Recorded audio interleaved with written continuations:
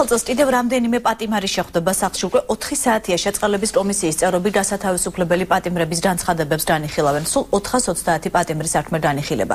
გადაწყვეტილება სავარაუდოდ დღის ბოლომდე გახდება ცნობილი. შედეგის გამოცხადებას ალვაბრის რეზიდენციასთან ჩვენი კორესპონდენტი ელოდება. ჩვენ ახლა პირდაპირ ეთერში ვთავთ ზვიად ხუჯაძეს. ზვიად, საღამომშვიდობის ხომ არ არის რაიმე ახალი ამ ეტაპზე?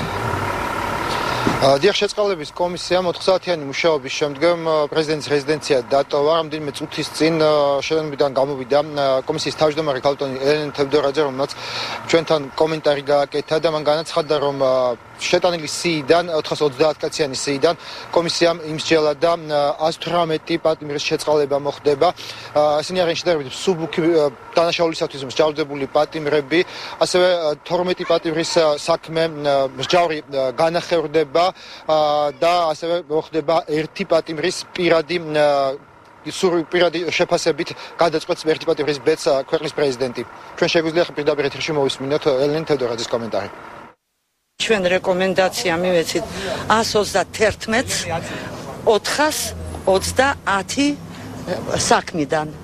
120 კიდევ ვიმეორებ, 131-მა მიიღო ჩვენგან თანხმობა, რეკომენდაცია.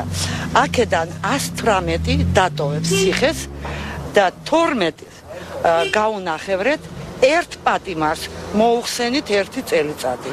და 1 პატიმრის საკითხი ჯერ დაგვრჩა ღიად.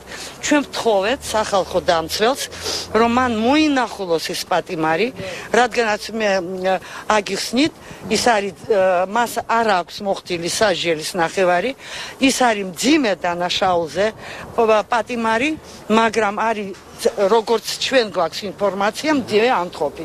თუ დადასტურდება, რომ ნამდვილად ის არის მძიმე ანთყოფი, ის დაემატება აი ამ შეწყალებულ სიას.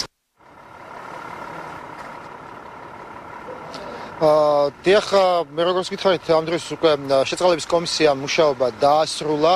ქალბატონმა ელენე თევდორაძემ ასევე ჩვენთან საუბარში განაცხადა, რომ ამ სიას დაემატა ცოტა ხნის წინ საქართველოს საპატრიარქოდან შემოსული გასათავისუფლებელ პატიმართა სიაც, რომელიც უკვე მან ვერ დაასტურა, თუ რაოდენობის პატიმრებზეა საუბარი და რა გადაწყვეტილებას მიიღებს ამასთან დაკავშირებით ქვეყნის პრეზიდენტი და შესაბამისი კომისია. დიდი მადლობა ზვიად ხუჯაძე გვერდებოდა პირდაპირ ეთერში.